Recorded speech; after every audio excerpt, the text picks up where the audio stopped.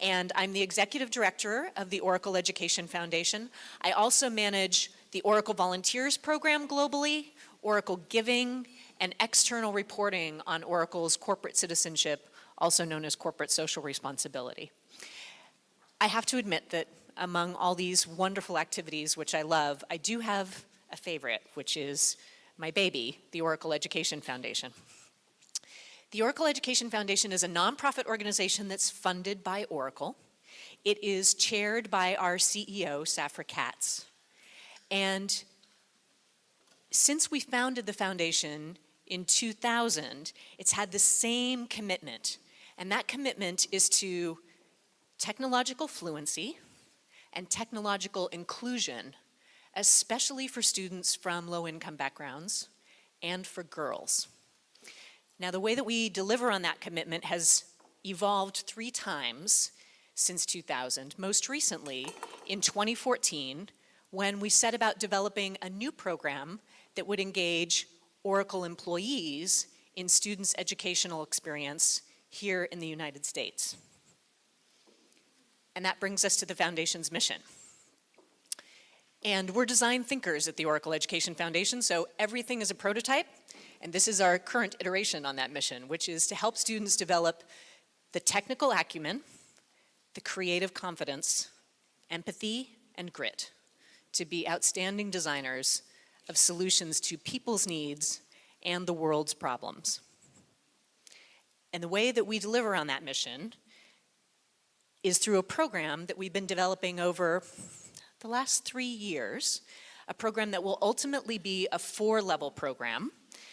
We've built levels 1, 2, and 3 so far. And that program engages Oracle employees as volunteer coaches who guide students through multi-day immersive workshops at the intersection of design thinking and STEAM disciplines, science, technology, engineering, art, and math. And I would posit that STEAM is a lot bigger than STEM. The A is important, and one of the reasons that it's important is that it's very effective at attracting and engaging girls, which is an objective of ours. In our workshops, students learn from real practitioners. They learn coding, they learn physical computing, so circuitry, electrical engineering, user-centered design, and project management from real practitioners, Oracle technologists and professionals who use these skills every day to solve real problems for real users in the real world. And I said these are immersive. These workshops for students are 10 consecutive school day afternoons for 3 hours at a time. So a 30-hour commitment, a 30-hour experience for the students, and for the adult coaches, a 40-hour commitment, because we brief beforehand and afterward, and we also do a lot of training, obviously, so truly it's more than a 40-hour commitment. And Safra, our CEO, has approved Oracle employees volunteering for the Oracle Education Foundation up to 104 hours a year. And that 104 hours is comprised of 2 instances of coaching a workshop, 40 hours each, and then another 24 hours for training and preparation and contribution to helping us develop curriculum. What's my next slide? There we go. So the way that our workshops are structured is we spend the first 3 or 4 days on knowledge acquisition and skill building in a very hands-on way. Students learn by doing, as these ladies will attest.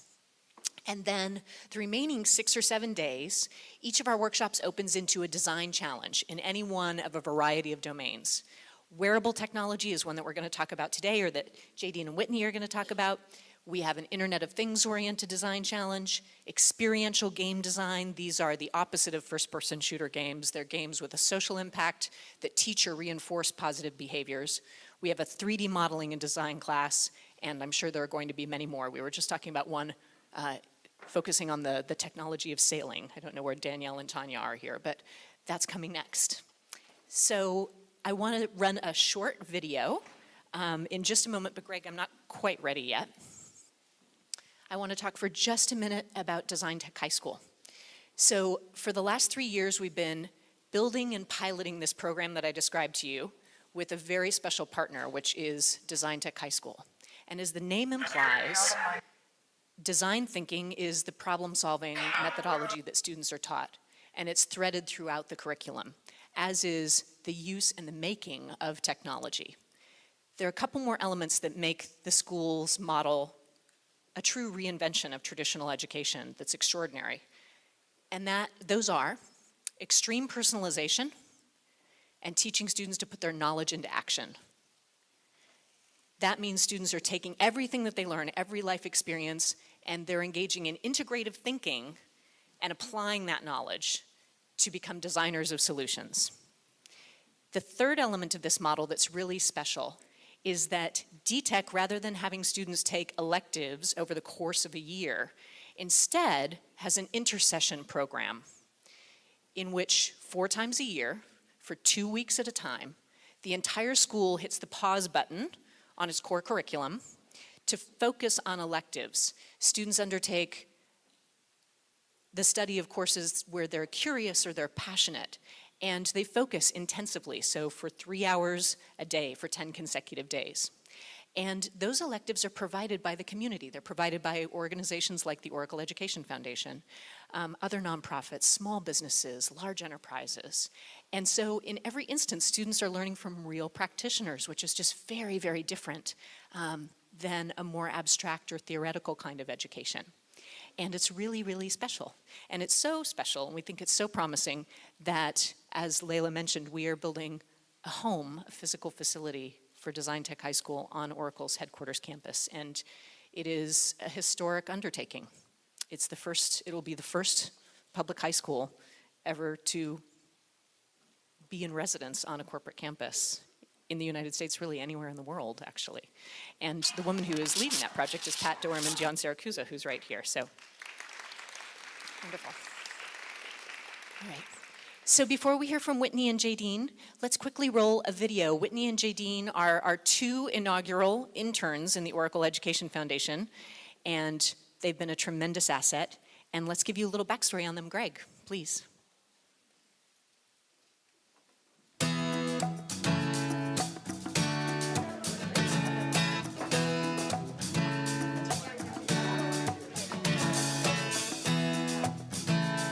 One day I was approached by a teacher and he told me that Oracle is looking for a student intern, so I thought immediately, this would be an excellent opportunity for me. So I said yes, of course. As an intern at the Oracle Education Foundation, I'm definitely having more opportunities in life and getting better experiences working with adults and helping other people learn there's new technology.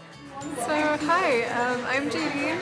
I'm Whitney. Jadine and Whitney are going to be with us through the remainder of this year and for the next 2 years, so all the way through their senior year of high school. And we know that we're going to engage them in curriculum development and refinement. I'm sure that there are many things that we'll end up engaging them in that we can't even anticipate right now. Whitney and Jadine have participated in all the same trainings as the adult Oracle volunteer coaches. So that includes technical training, classroom management training, and really understanding the content of the workshop before we move in to teach it. It was definitely a new experience, just being in a room full of adults and learning all the same things they are at the same time. Our Oracle Education Foundation interns are at different stages of development. Whitney has trained with the adults and has moved into being a full-fledged coach this year. Jadine is coming along right behind her. She participated in training this year, but hasn't become a coach yet. She's going to be in the classroom teaching next year. A part of my training was from the class I already took, so I already experienced what all the students are going through right now in the class, and I know how it feels to have a teacher. It's really nice working with the adult coaches, especially during the debriefs and the meetings beforehand. They really just help me get an idea of what's going to happen throughout the day, and they help me afterwards, and they're just really encouraging. I felt more confident today. I actually remembered a lot from last year about what we were doing today, and I actually was able to help 1 or 2 groups, especially that group. I felt like I actually helped them a little bit. Being with them, it's like you learn and you also teach, and so it's a different viewpoint. You see what it's like from a teacher's angle and from a student's angle, and I guess that's what gives you the more knowledge, I guess. They tell us their experience from a student perspective, which is one that we can We can infer some things about student experience, but ultimately, the two of them represent our users. We wanted to be sure that Whitney felt like she was an essential part of the team. During those debrief sessions, you know, she's not sitting in the back just listening. She's participating. She's bringing up points. She's talking about teams. She's even like joking with us when we have some gallows humor. She's even joking with us and laughing with us. And so she's doing, she's just one of us. This week has gone by pretty quickly, actually. It started off with working on projects and kind of just getting them started. Everyone was having troubles like figuring out how they were going to make their projects actually happen. And so the first day kind of went slowly like that, and then the days went on kind of faster and faster. Last week I would probably have rated it a little bit lower because I felt like I wasn't helping people as much. So I probably would have given it like a 7 out of 10. Still pretty high, but not as high. But now I think I would give it like a 9.5, maybe a 10 out of 10, because I'm really enjoying helping people, and just I really like seeing a product that they've made, but I've also contributed to helping them make it and give them ideas, and knowing that I helped them just feels good. It's so interesting and amazing to work with all these people. Honestly, it's just a new experience every day and learning more and more. All right. So we made that video last academic year, and since then, Jadine is a full-fledged coach, very much involved in the program, as is Whitney. And ladies, why don't you come right up and take the slide advancer.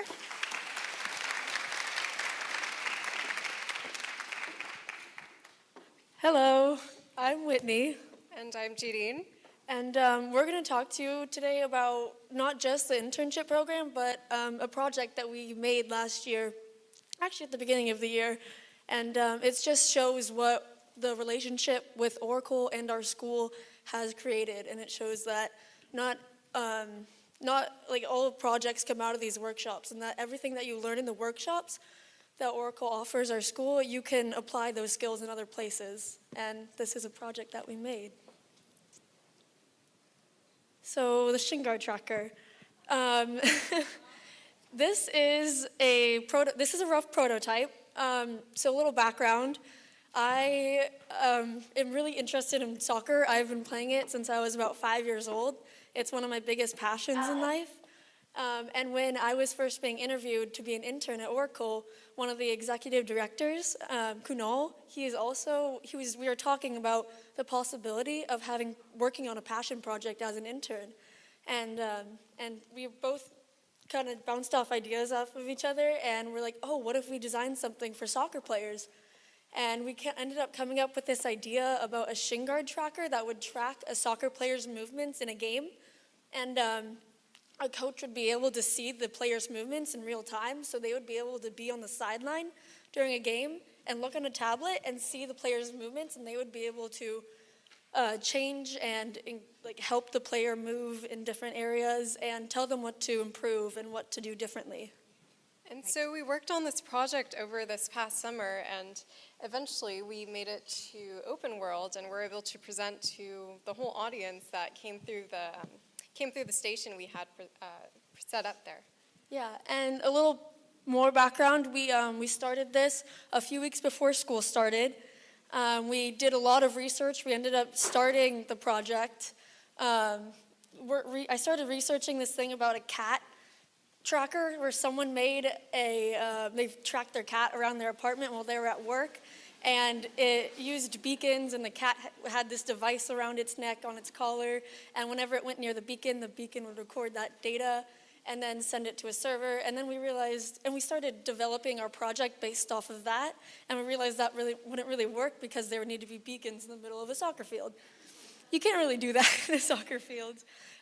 So yeah, and then it took us a while to figure out how we were going to make this, but we ended up making it in about a month. Well, and your first iteration didn't look like this. No. And I think you have a slide that shows the original prototype. Yeah. And so there are several components we used in our not our final prototype, but our working prototype, and some of those are listed up there. And yeah, as you can see on the tiny screen, we had a little test run where we were able to map out our movements on that little LCD screen. And so that kind of shows you like, okay, this is how it would look if we actually had a soccer player using it. And eventually we got that OLED display to display color, so it would show where a player was moving a lot, and let's say they're on the left side of the field a lot, it would show that area in red, and if they're in the middle of the field, not very much, it would be in green. And it maybe that would be a way to tell if that's how you can increase a player's game.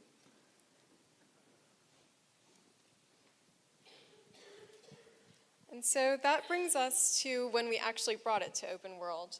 And this was a really, really fun experience because at Open World we had not just our setup, but also other setups where students from the same high school that we attend, DTech, brought their own projects that they created through Oracle workshops. And you can see some of them here. And we just tested out with, conference goers and had a really great experience there. Yeah, they would come by our station and by seeing what our board looked like, and then we would start a 10-minute presentation and talk to them about our project and our future ideas with where we were going to go with the project. And they would give us feedback, and they would just talk to us afterwards, and it was a really good experience. The students also engaged conference goers in actually learning some of the same things that we do in OEF workshops. We call the Oracle Education Foundation OEF for short. So we brought circuit playgrounds, which is a cool little device with a whole bunch of sensors on board and some NeoPixels around the outside, and it's great for wearable technology. And so the students were also engaging people at Open World in learning what we do in our classrooms and exercising some of those skills themselves. And for a lot of them, that was a really new experience. Yeah, so we would essentially lead them through an activity that we learned ourselves just a couple months prior. Oh, wait, sorry. And so Open World was just one of the opportunities that we had through partnering with the Oracle Education Foundation, and the internship is a completely different and new program that also presented itself through this partnership. So the internship program with the Oracle Education Foundation started about a year ago, the beginning of our sophomore year. We're juniors now. And so it came up about because the coaches and the students in the classes were not really making a strong enough connection. And they wanted to figure out a way to make that a better relationship, and it would be a better atmosphere in the class. And they decided, and they figured out that it would be a really good way to fix that by having interns and student coaches. And so the students themselves would be by the coach's side and by the student side, so they would bridge the gap in a way. Yeah, and so one of the problems that really showed up before introducing these interns was that the coaches, the volunteers for these workshops, didn't have any teaching experience prior to coming in. And so naturally, when they came into the workshops, this is their first time teaching, and they're kind of looking everywhere very uncomfortable. And so by having interns in the workshops, it's kind of like a new way to make both the coaches as well as the students more comfortable in a better learning environment. Not And everybody so- speaks teenager, so we needed some teenagers who could be translators. So that ended up being a huge success, and since it worked so well, we just kept it going, and the program kept expanding. We ended up offering more classes. There's levels of classes now. There's level 1, level 2, and level 3. And now the program is so big that we have 4 interns and 12 student TAs. And they are enormous assets. And the next dimension is actually formalizing level 4 of the program, which will be internships within other Oracle lines of business. So all of these interns that Whitney and Jadine have been talking about are within my line of business, within the Oracle Education Foundation.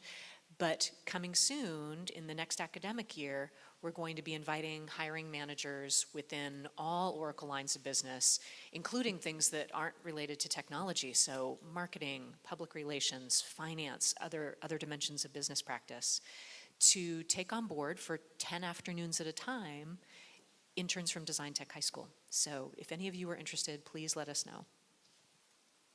Did you have a wrap up? Yes, we do.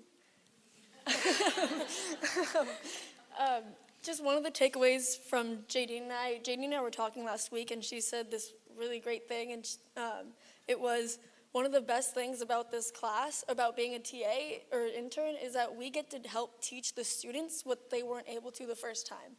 And what we weren't able to the first time. And it's just a really good way to develop our empathy skills and put ourselves in their shoes, because we know how they felt. Yeah, and one thing we really want to express to you all is that we're hoping that this, as you can see, the success of this program will really serve as a model to show that when you combine corporate businesses and education together, you can really turn out with some really good results. The possibilities are endless. Yes. Thank you, ladies.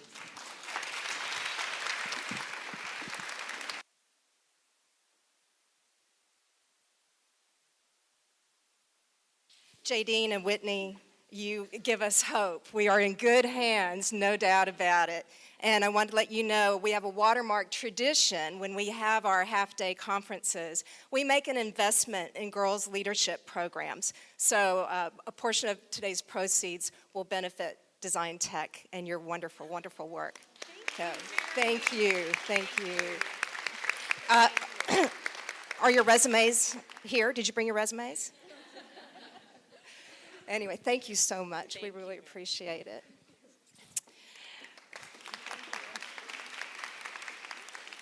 Wow, are you inspired? Yes, excellent. It's so great to have so many people here. For our next panel, as you have probably experienced, some of the best entrepreneurs work right with you. They are corporate intrapreneurs. And our next panel is Entrepreneurship, Innovation from Within. So we have our panelist, and our moderator is the very famous John A. Byrne. If you read any business magazine or publication, you have read one of his articles. In fact, he holds the world's record of writing the most cover stories. So if you've any cover on any business magazine, he has been on it. Is that right, John? And 38 cover stories for Business Week. He is an absolute wonderful moderator and business innovator, and he's going to introduce our next panel. But perhaps your biggest achievement is being the husband of Kate Byrne, our new VP at Watermark. So I will, please help me welcome John and the panel. Well, thank you, and we got a great crowd here. We have a great panel for you.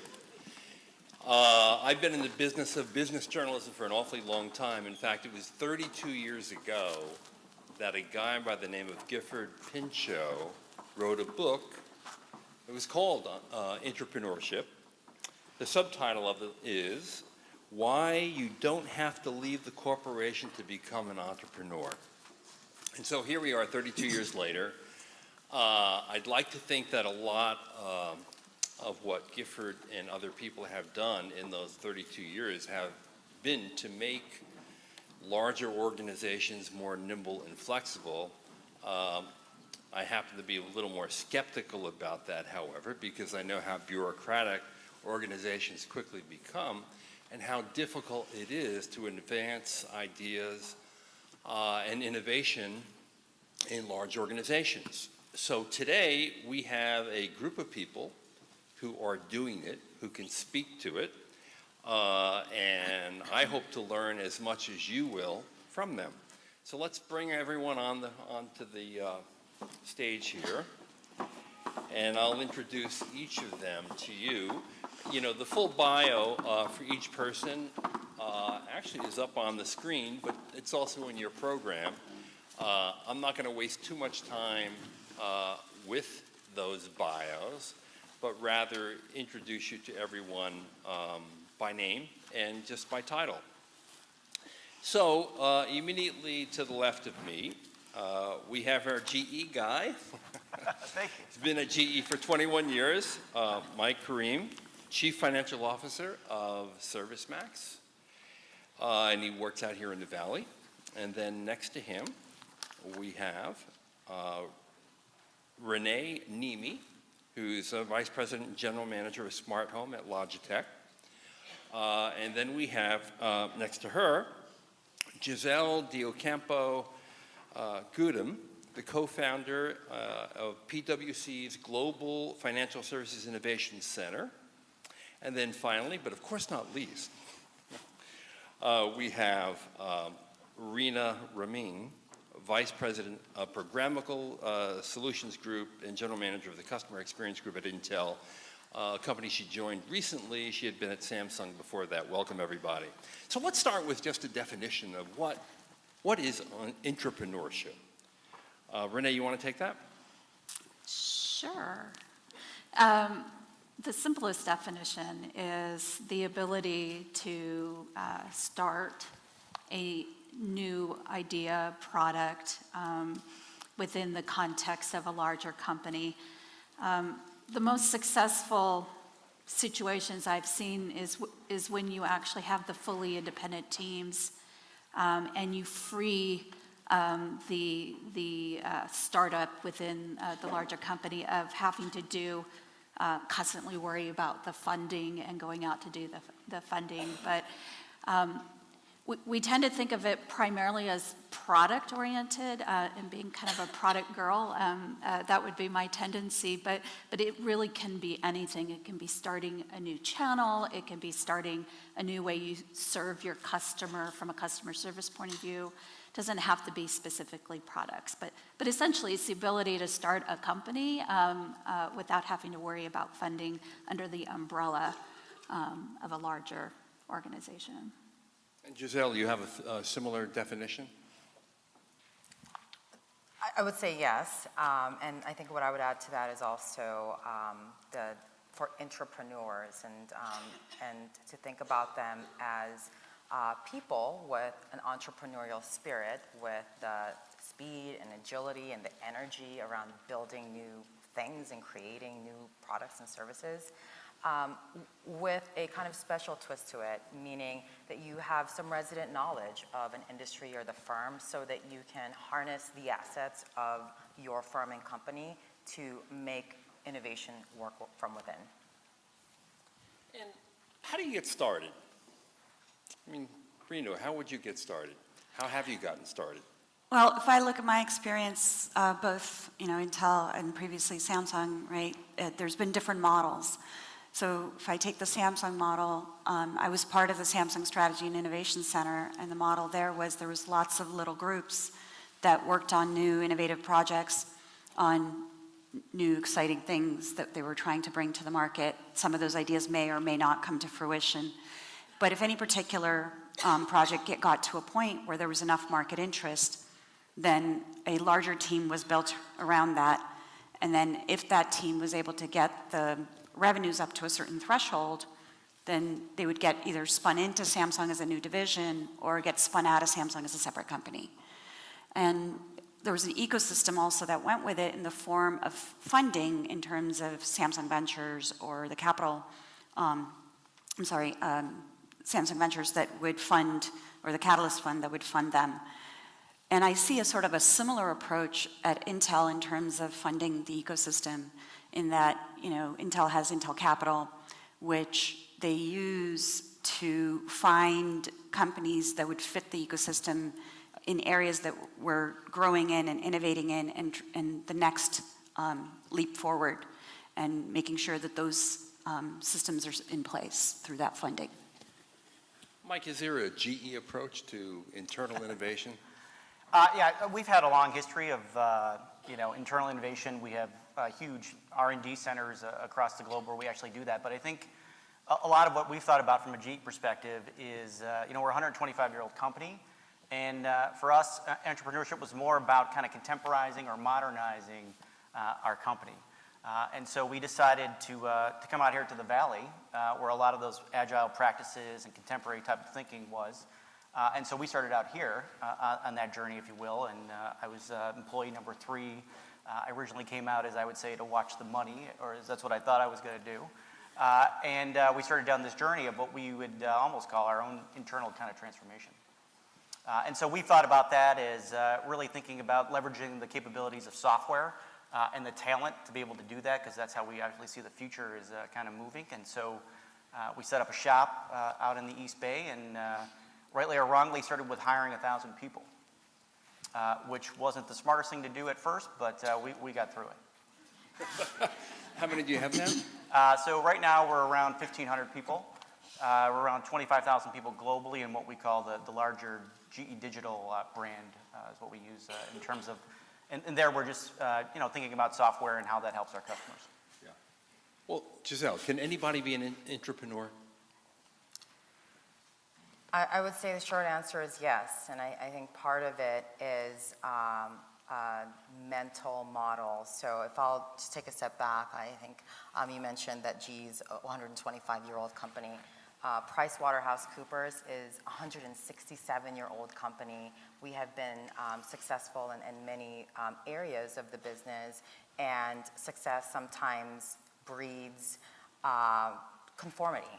And the idea about being an entrepreneur and thinking about how to extend your lines of business, and parts of it could be also how to continue your legacy of success. I think resident within organizations, you already have people that think about how to grow the business, how to extend to new markets, and how to work and collaborate in different ways. And it's certainly, I think, a skill set that you can continue to learn and develop. No, but you still see a lot of companies that basically acknowledge that they can't do innovation inside the bigger parent. So what they do is they create little teams, and they protect the teams by sending them off someplace. The old word was skunk works from Lockheed, and IBM did this to develop their PC in Boca Raton, Florida. What system works better? Do you have to have a little team that's protected with certain resources that are assigned to it, that sort of goes off and doesn't have someone around to squash it? Or is it possible to have, in a large company, a culture that fosters this innovative attitude and actually encourages entrepreneurship among all its employees? Who wants to take that? So I think it's absolutely possible, even in a large company, to foster that innovative spirit, right? Because you look at the ingredients of what makes an entrepreneur, right? It is the innovation, it's the risk-taking, it's the rewarding certain motivational behaviors that are associated with entrepreneurship. In an entrepreneurship model, you want all of those basically, but in a corporate environment, and you want to encourage those. And I find that absolutely true to be true at Intel. And I can tell you from my own perspective, when I'm managing my team in the customer experience group, I want to urge and reward risk-taking to some degree that is going to get us to a better, leap forward. Yeah, I think I would add, from a big company perspective, obviously, we thought about it, 300,000 employees, 9 or 10 operating divisions. The skunk work approach was kind of needed, because for certain this will get killed inside of a big company. There's tends to be some passive-aggressive behavior, always fighting for resources and all these things. So we specifically did it that way, where we carved it out. We dedicated the funding, and we said that funding should be there for 3 years and that nobody should touch it. And then the most important thing, I think, at the GE is it was really led from our chairman. And a lot of these things are best, a tops-down approach versus a bottoms-up approach. And he really gave us the ability to have a voice and gave us a constant seat at the table to kind of keep pushing for what we are doing, and more or less not to push, but to actually show what we are, capable of doing. Right. And Renee, there's a certain breed of people that I imagine are naturally attracted to entrepreneurship, just as there is a certain breed of people who are more tolerant of risk, who would like to be entrepreneurs. What's the right mix when you're assembling the team, or you have an initiative that's inside the company of people to make stuff happen? So when you look at the characters of a successful leader, it always starts with a good leader. Of course, there's a lot of commonality with an entrepreneur. They got to be creative. They got to be self-starters. If I had to say that there were three kind of golden, very hard, it's kind of the unicorn of entrepreneurship, is really starts with passion. You really have to believe and have passion for what you're doing because it's going to be hard work. And it's probably even going to be harder than if you were standalone because you've got kind of all of the innovative startup pressures, but then you as the leader have to go back and continuously sell and keep the funding flowing. Okay, so passion. The second is. The second characteristic is really this ability to listen. And when I say listen, it's listen to your customers, it's listen to your your staff, and its ability to pivot. Anybody here been in a startup, you'll know that rarely does your first idea and how you envision that idea actually is right. It's rarely right. And the good leader has the ability to pivot, right? To listen, to grab that idea and pivot. And then I would say the third characteristic is multidimensional. A lot of folks say, oh, well, it's a product, it should be an engineer. It's like, no, it doesn't have to be. I've seen finance leaders, as much as they can be good bean counters, but I've seen them because what happens is, for instance, I knew a particular finance leader who really got into the business, got into the product, and was actually listening when they were at the table, and had this multi-dimensional ability to put all the pieces together. Because when you make a decision, it's not about whether or not it's technically feasible, but it's about, is it technically feasible? Are we making the right market trade-offs? Can we actually produce it for the right amount of money, and what's the lead time to market, right? I mean, there's like no less than 10 dimensions to every decision. So those are the three: multidimensional, passionate, and were you listening? I was listening. I buy it. Rita, do you have a take on that? I do. I think there are certain characteristics that do help people become more successful as an entrepreneur. Some of those skills can be learned, some of those might be inherent, and some of those might be more suited depending on where you are in your life, in the sense that if you are, I think being a self-starter is a key ingredient that you absolutely must be if you want to work in an environment where the path hasn't already been forged, and so you're trying to innovate. You have to be willing to try different things and be able to push those things. Second, you need to be a people's person in the sense that you have to be able to work with a wide variety of people, not just within that incubation environment that you're working in, but in an entrepreneurial setting, in the context of a larger corporation. You might need to work within certain confines of the larger corporation and make sure that you're still getting the funding from the larger corporation. And also from a timing perspective, you might find that you want that safety net of the larger corporation while you still are the type of person driven to take risks. You might want that safety net of that larger corporation based on where you are in your life, and you might have a family to support or whatever. John, I wanted to add something around the support for entrepreneurs, and I wanted to share something that my team and I at PwC constantly think about in terms of our innovation philosophy, and that is how you innovate determines what you innovate. And part of the team of entrepreneurs that you will build and may build, you can try to help yourself. So for example, getting buy-in from executive leadership is one of the most critical factors to help you along the way with either sourcing, developing, and commercializing ideas. I think the second thing is also figuring out a way to collaborate with others. So meaning build relationships at all levels of the organization. Because some ideas can start from your leadership or your really brilliant finance guy, and some of them will start from other parts of your business. But the key to making an idea into an innovation, and not all innovation will become successes, is that you're able to move it through the organization and develop it and test it to make it into the viable businesses that the company and your team are hoping for.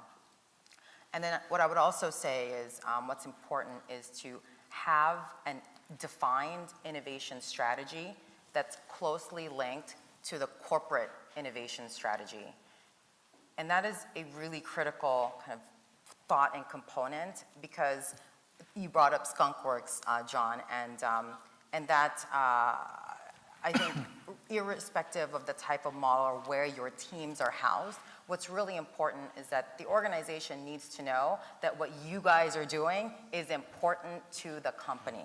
And so being linked to the innovation strategy and defining processes that support whether you want to have or create incremental innovation, which you'll have a different type of model for that, or breakthrough and radical innovation. But the bottom line is you've got to have an innovation strategy that's tied to your corporate strategy and a process that supports your innovation strategy. And Mike, what accelerators has GE found to entrepreneurship? Well, I think just to echo some of the comments you've already heard, you definitely need a champion, and you may find out that you may be that champion. And so that obviously requires courage. I would say, those are the big things that come to mind. Secondly, I would say, the real accelerator is I think people underappreciate how much selling inside the large corporations you have to do. As we were kind of talking about, you need friends. There's capabilities in the organization that are siloed that you need. And so a lot of it is almost selling your story to them, but you're selling to them in a way that's actually exciting them, making them a part of this thing as well, of the kind of the journey that you're on. Is another big thing, because if you can't sell it, people just will continue to be pessimistic about what it is that you're trying to start. And I think lastly, it goes without saying, is a diversity of experiences and people that you have, and who you hire and who you look at. When you start these things in a vacuum, in a way, you're kind of prone to the thinking all the same, and so you need people that are obviously diverse and that can have open conversations. Because what I see a lot in large corporations is that people will just kind of what I call pocket veto. They won't necessarily overtly disagree. They'll be nice about it. But if you don't get to that candid kind of conversation, you really can't innovate and you really can't champion things ahead. And a lot of that is true even in relatively small companies. I mean, in the early days of Apple, Steve Jobs basically went off to develop the Macintosh, flew pirate flags, and made everyone think they were outlaws and rebels because he didn't want that effort squashed by the core product in the company that was actually making revenue and profit. Agreed. So that's still true. What do you think are the biggest barriers to entrepreneurship? The biggest barriers are probably, part of what you were talking about earlier in terms of having to sell. And here's the thing. Those skills that you need are the same thing regardless of whether you're outside the company being an entrepreneur in a startup or you're being in a large company. When you're doing a startup, you're selling to the VCs who are providing your funding possibly, or your investors are providing your funding. In a larger corporation, you are selling to your coworkers, and hopefully it's going to be a little bit easier because you've built those relationships with them and you have that trust with them and they know. But at the same time, it could be a barrier because you are competing against the same funds that might potentially go into some other avenue. And, when I look at Intel, they have this approach where you can actually, certain times of the year, you can actually come in and pitch your story. And you could get funded. There's a program where you could get funded when you pitch your story to, sort of an internal Shark Tank, so you will, within Intel. Well, what are the metrics for success here? Want to try that one, Renee? This is a dangerous conversation, honestly. We love danger. I used to work for a company called Danger. true story. Different panel, not this one. So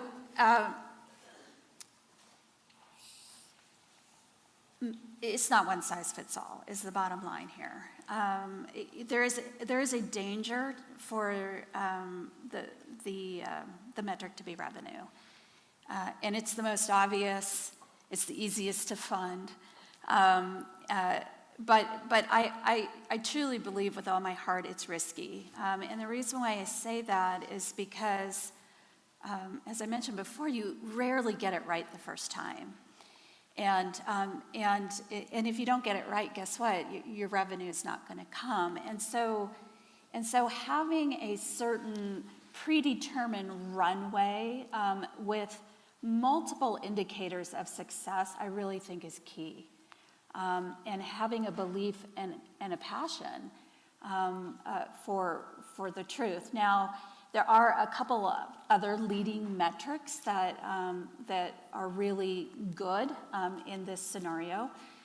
One of them is customer engagement. So let's say your goal was to get, this is a random number, 100,000 users in 6 months. Let's say you only got 10,000 of them, but the 10,000 of them are on your service every single day for 3 hours. Or your other scenario is you got your 100,000, but they're on your service once every 2 weeks. Which would you rather have, and which could you actually grow? And so it's really important that you understand what you're trying to achieve. And again, this learning and agility point, I will just keep emphasizing, because if you've got the 10,000, I didn't get to the 100,000, then what was it about the engagement that caused them to engage, and how do we build on that? And keeping those metrics constantly in front. One other small point, I don't want to hog the mic, but time to learning is a really important measure. If you, and this really forces you to take more of an agile approach to the learning, which is really hard when you're in hardware, by the way, which Logitech is. But being able to get to prototypes, test the prototypes, grab the learning, and be able to iterate is really, really, really key to success.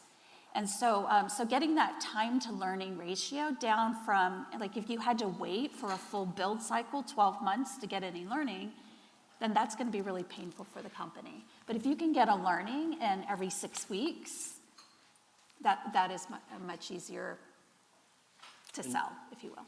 Giselle, at PwC, what are the metrics for success in entrepreneurship? I wanted to underscore a point that you brought up, Renee, that it's no one size fits all. And just for context, about 3 years ago, we started this Global Financial Services Innovation Center, which is the first of its kind in PwC's history. And that's an important point that I wanted to bring up, because part of new businesses and trying to get away from old metrics like revenue, it's important, but I think it's a timing thing. Who wants to make money?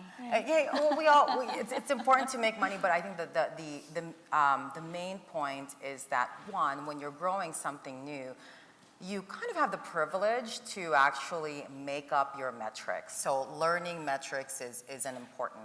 And I think the second piece of it is as you grow and mature. So as an example, when we were first starting out, we were very focused on some of the principles I talked about earlier, getting buy-in from leadership, ensuring that we were educating and transferring knowledge to others so that we can figure out ways to work together. So we would measure our success relative to how fast we were learning and who we were connecting with and the types of connections we were making. So as a quick example, if I connected with Rena and did we come up with an idea and where is it now in the development stage? As we matured as a business, we had ideas within our portfolio that we could then measure in terms of speed of prototype and how fast it was going through our funnel of the innovation process. Those required us to figure out different ways to measure our productivity as a team the value that we're giving back to our organization, and then the actual progress of that idea that we were working on. So if you think about kind of those three levels, there's the operational piece and success, there's the value that we're creating, and then there's a portfolio of your ideas. Those are different types of metrics, and I think it's an important, and I agree with you, it is talking about metrics and performance, especially for new things, it is dangerous, but I think, think about it as there's a spectrum, 1, 2, you have the privilege to make it up, and it's based on data that you're learning from the prototyping. And 3, I think very importantly, communicate them to others. And if it's a new metric like learning, I mean, I'll tell you, on the fly, PwC, we're an audit, tax, we do advisory, but we're a whole bunch of quant folks. So when I introduce things like our rate of learning is this, I mean, we had some blank faces. So part, no surprise. Yeah. So part of what we learned as a team is we have a mental model. The people that we work with have a range of mental models, but we have a shared goal, driving new value, creating new markets, getting that dollar sign, right? So how do we as entrepreneurs help educate people so that we can communicate with a shared language around success? Yeah. And just to echo, because my title says I'm the metrics finance guy, I agree. You throw out those traditional measurements and you don't use those. I would say, we're at GE, we're constantly measuring the people. What people do we have? Do we have the right skill set? Are they really engaged? Do we need even bigger people to do what we need to do? I think we're looking, as you guys were talking about, how quickly do we fail? In big companies, failing is not what people do. I've never been to a review where someone comes in with a PowerPoint page and has all red stoplights and says, we should kill this. Like, it never happens, but maybe it should. And I think lastly, what we're really trying to measure is really, you got to get to an outcome. And those outcomes will continuously change, right? So maybe when you're starting, it's how many people have you trained? How many people are using your internal product, right? Or how many customers eventually do you have using this? So, think about it as something that's flexible and it is always evolving, but, there's always a fierce competition for money and for resources, and so you have to be able to show progress, and that's the most important metric you can have. Okay, we're going to talk about progress in a minute, but I want everyone to know I'm going to have a quiz before we're all over here. There are 2 panelists here who have MBAs and 2 who are engineers. So I'm going to have the audience guess which ones you are at the end of this presentation. I think people are going to be really confused and surprised by the outcome. All right, let's talk a little bit about success. Let's share a success story and make it good, because the second question is, give me a failure and what you've learned from it. Rena? So I think Intel has a great success story in the making as well. Especially since we're here at the Watermark conference, I think this is especially important to talk about. In terms of innovation, I strongly feel that innovation's not just about innovating your products. I think a couple of the panelists touched on this earlier. It could be innovating your business processes. It could be innovating on your people and your workforce. And Intel is very committed to getting parity by 2020. And we've been working towards that in terms of our success metrics. We're working towards a 45% higher rate on diverse hiring. And I think that's a great success story. We're well on our way to those goals, as our CEO, Brian Krzanich, talks about it at every opportunity that he gets publicly as well, and talks about where we are. And so I think that's a great success story. Well, give me one from Samsung, because you were at Samsung before Intel and spent a good deal of time there, right? Yeah. Good deal. I spent less than 2 years there, but I have worked in the Bay Area for almost 29 years, but at Samsung for a couple of years. And so from a Samsung perspective, one of our success stories was we spun out a company, and since I left, I don't know if it's public yet, so I can't say, but we did spin out a company that came out of the SSIC. It reached our revenue goals and was spun out. And just, if you've seen the big new Samsung building at North First and Tasman, it's just 3 doors down from there, so it's spun out and moved 3 doors away, but in the sort of memory space. Mike, tell us a story of success at GE. As we kind of started this journey, we started out, as I was talking about, with 2 to 3 people, and then we grew it to what it is now, about 1,500 people. I think one of the milestone moments was one of our divisions had a whole bunch of problems and had about a $400 to $500 million headwind challenge. We were at the time really trying to grow our data science kind of capabilities in terms of how we thought about data and what could that mean for machines and really kind of learning. And we got a call from the chairman, and we went down to this business unit with 5 data scientists, a bunch of software engineers, and they basically told us, hey, we don't want you here. Please go away. You don't understand our domain. You're not in this industry. We've had people here for 30 years that know how to do it. And you have some guy from Silicon Valley that is 19 and probably could grow up a little bit. And we went back and forth, and we fought with them. And at the end of the day, we got the right people involved. And I think we did the right things with the data, and we started unlocking things that they never thought about, and really simplifying things with contemporary technology, which was kind of the big thing that they didn't have. And so we got to this kind of moment where that realization of saving $400 to $500 million was really a success.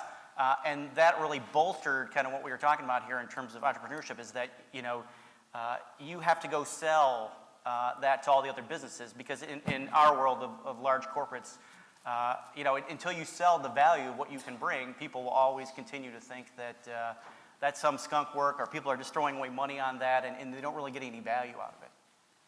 Renee, do you have a success story? Yeah. We're actually in the middle of a success story now at Logitech. So about 5 years ago, Bracken Darrell, who's our CEO, came on board, and one of the interesting twists he really put on it, he really believes in innovation at the core, and he created a new model for the company. It's called Trees, Plants, and Seeds. And anybody can actually propose a seed. It's a very simple one-pager process, and you put the one-pager process through the system, and if the team says, hey, that's a good idea, you get funded, and you get seed funding, and then you get more funding, and then you go Series A, Series B. It's a great model. And one of the programs that was funded out of that was actually a smart home program. It's now a product category in the IP camera space. It's called the Circle. And what was really interesting is we took an entrepreneur who we brought in from the outside. He said, I've got this great idea. And it started as a wearable camera, honestly, one that you actually put on your body. And it was more of a social connection concept. And without going into a lot of details, that was actually a failure. But remember, I mentioned that you need to listen and you need to pivot, right? And so they were listening to the market, listening to the customer, and they took that same technology and they put that concept, but more in a fixed camera with battery. Fast forward, they took it to market. Great reviews for the people who bought it, but a lot of people didn't buy it. And you go, well, why didn't they buy it? Well, because it was marketed as a social camera, not a security camera. Again, listen to the market, and ended up pivoting one more time to security, and then all of a sudden, we're one of the top 3 security cameras in kind of the smart home market. So a really great example where you take this idea, and by the way, we had the technology, so we had all the core concepts. Took what was good about Logitech, the security and optic technology, an amazing ops team that can get things to market quickly, and then an amazing sales team and sales channel, and we were able to take this idea and pivot and learn. So that was our success story. In the time frame from idea to product launch and then the reiteration of marketing it as a security product? It's about 6 months. It was pretty clear after 6 months in the market that we had to pivot. Actually, it's probably clearer 3 months. Took us a bit to pivot, but yeah. Okay, Giselle, you have a success story at PwC? Yes, And since you're going to be asking about failures and how getting much, ready. yeah, we love the F word. No, we don't. We really do. We really, really do not like the F word. So I will share a story around that and what my team learned from it. We are all good at various different things. So our senior leadership team, we know, is really great at navigating and leading our existing business. What my team and I are really great at is building new businesses. Our failure as a team and my failure as a leader of that team is to recognize this earlier. So as we were expanding our operations, we had some hypotheses, and in particular, we had hypotheses around growing the Asia Pacific market. We as a firm have certain skill sets there, and we were partnering with various very kind of strong partnerships locally. And so we had hypotheses and assumptions on our rate of growth. Along the way, we got advice from our senior leaders that they knew the markets that were a sure bet. And so at that time, I was thinking, okay, perhaps they know a lot more about the marketplace and know a lot more about the firm, and we can move things and make things happen more quickly. Well, that was not the case. When we weren't growing and progressing as we should have been, I really had to kind of take a step back and the team take a step back and go back to what I was mentioning about earlier, our innovation strategy, and figure out what we needed to focus on. And it was an aha moment for all of us, because at that time, I can confidently figure out what we as a team can say no to. So it was like a permission to say no. And again, our failure was not to recognize this earlier. And when we did, we were able to pivot, take our resources, both financially and our people, to figure out, one, experiment based on the hypotheses of the marketplaces that we were seeing, two, gather the data for what we were succeeding in, what was moving slowly, and what we should double down on investment-wise, and what we should kill. And that process ended up to be something that saved us, got us to progress much more quickly, and now our Asia Pacific region is the highest innovation activity from China on down to Australia. So it is a huge success for us, and not without the challenge of figuring out how to pivot and when to pivot, and how to teach and learn from one another about with our senior leadership about how to work together to share those knowledge and figure out how to replicate that. Great.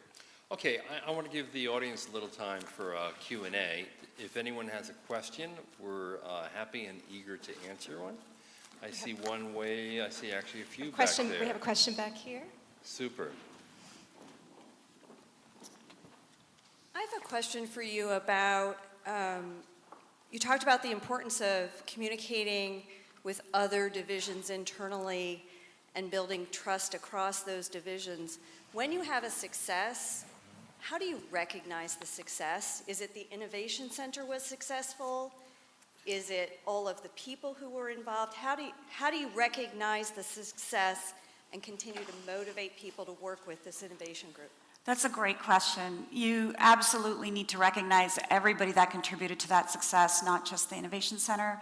You might have actually partnered in some form of technology that was used in the product that came from a different group. That's especially true when you're working in a larger company. There are so many different technologies that already exist, so much IP. I look at Intel, the number of patents and IP that exists within Intel is just amazing. So if I can use some portion of that IP to further my product, which is in a completely different space, I need to go back and recognize that team that contributed to that success as well. By the way, I want to add, because success is one thing, but actual successful entrepreneur programs actually celebrate the creators. as well. And I have to say Logitech does that extremely well. It will actually give the team a bonus. We'll have them come up and congratulate them at our weekly huddles. We give them quite a bit of visibility because learning and learning quickly is success too. Hi, my name is Diana. This question is for Joselle. Just to back up, Renee talked about some of the metrics of innovation, specifically being multidimensional and passionate. So for Joselle, for you to co-found an innovation center within PwC, which is over 100 years old, there must have been people before you who tried to start an innovation center. How were you able to sell to get the buy-in from leadership to start such an innovation center when those before you have failed, and create metrics that is not the old metric like you mentioned, revenue-based, but in actuality based on passion and based on multi-dimension? Thank you. I heard a couple of questions within your question, and I'll just play it back to you. So the first one is kind of how did we get started and kind of connect in with leadership, and then the second one is kind of around the metrics piece. Is that right? Yes. Okay. So just I guess a quick story around the leadership piece. One way to get leaders bought in is to work with your clients and customers to get data from them to support the case for change. And that was something that our team and our leadership team knew that was happening in the marketplace. We helped to further educate them around, so for example, we're focusing on financial services and the disruption and changes, and figuring out a way to communicate to them what is important and why now. So those are important elements, and again, like work with others to help you with that case, because it is important to get your executive leadership buy-in.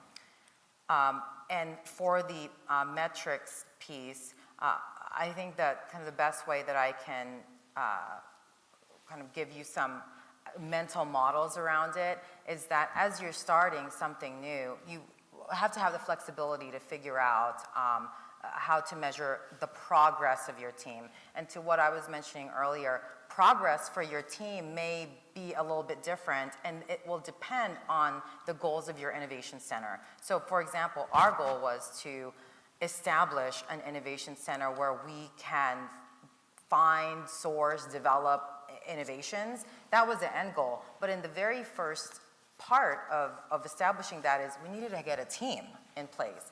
We needed to get funding in place. And so there were these elements that we had to progress towards as we were also kind of keeping with the end goals of the project. So again, like flexibility, you have, and I'm saying this if you need permission, you have permission to make up your performance metrics.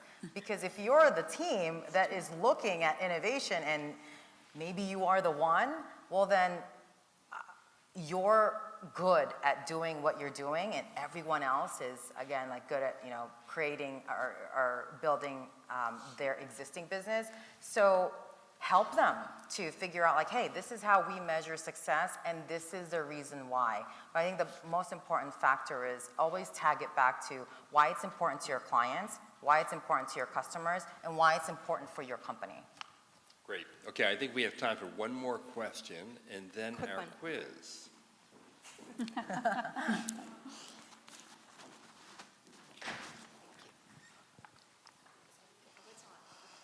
Hi, my question is for all the panelists here. So Renee talked about the matrix and I really liked the part where you talked about the ability to listen.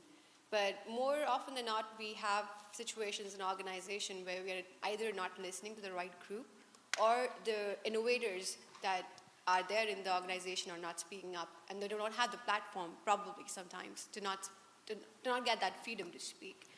So what I'm really interested to know from all our panelists here that what is the kind of ecosystem that exists in each of your organization to enable that idea flow from any part of the organization to up to the innovation center and actually adopt the idea. So yeah, that's what kind of interested. Renee, you want to start? Yeah, sure, if I can get somebody to innovate a way for the mic to stay up. Well, hopefully you can still hear me. I'm just going to hold it. So in the case of Logitech, we're a very flat organization, amazingly flat for the size. And I actually think this is a really key point when it comes to innovating and listening. Because of that, there's really a freedom and a comfort for literally anybody at the company to come up with an idea and send it to the CEO. And so it doesn't have to go through the hierarchy and the change.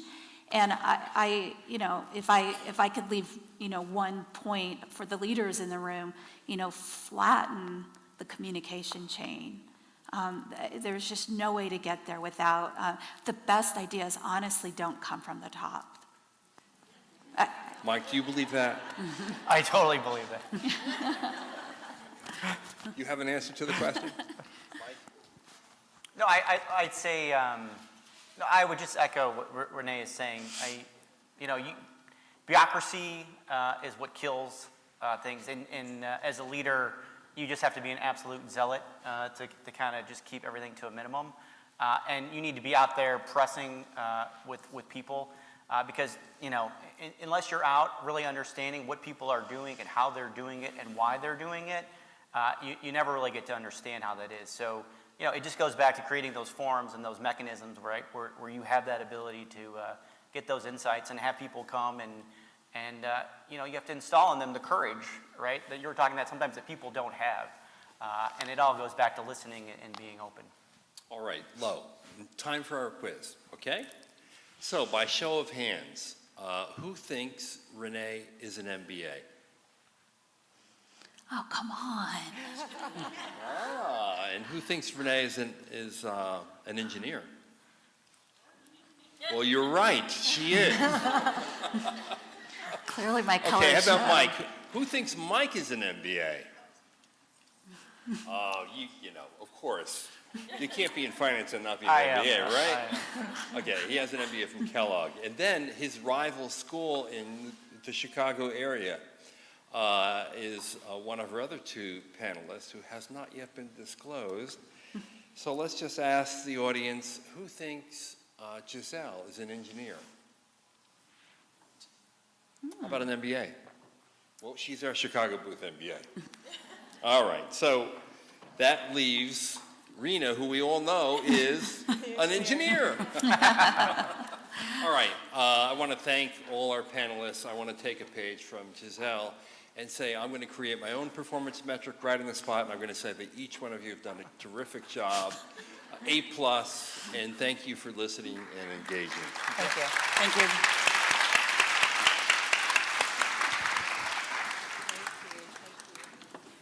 All right, you'll have an opportunity to talk more with the panelists because we're going to have a very exciting treat coming up.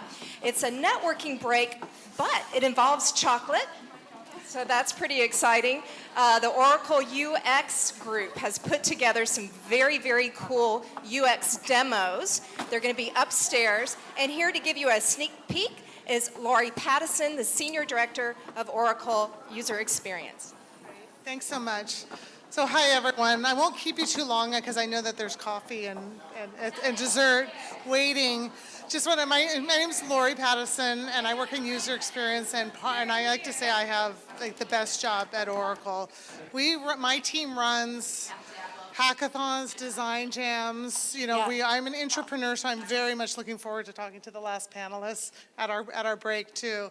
So we've run about 40 of them the last 3 or 4 years. We run them with partners. We run design jams instead of customer feedback sessions to really get design thinking. And so one of the questions is, so why is user experience running these? And I noticed an old colleague, Catherine Courage, is going to be up next then too, is really, what we found in terms of when we talked about metrics in the last, is that having a really deep understanding and empathy for our users and the business really accelerates the development of and adoption of innovation. So, I have a very small team, and my boss likes to say we sort of lead by our cocktail party personality. I have a lot of fun people on my team.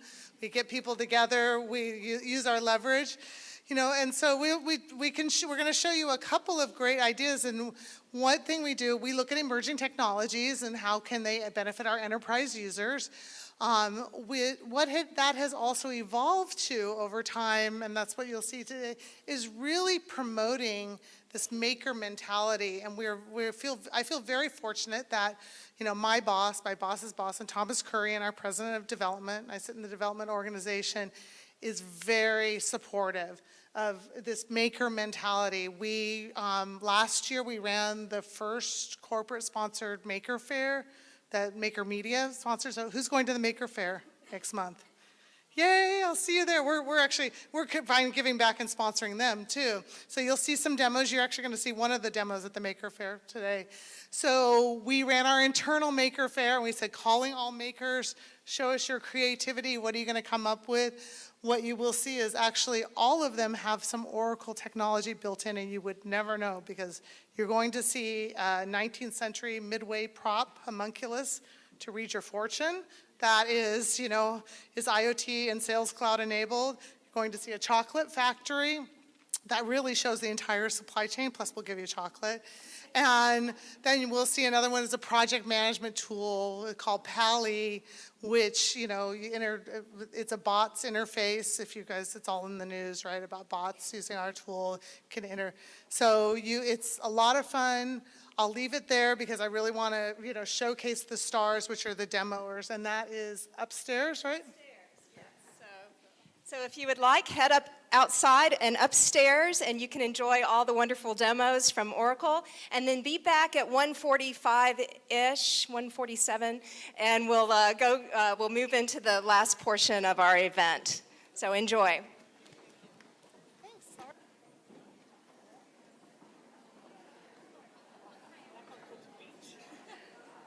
And then if you guys got those too?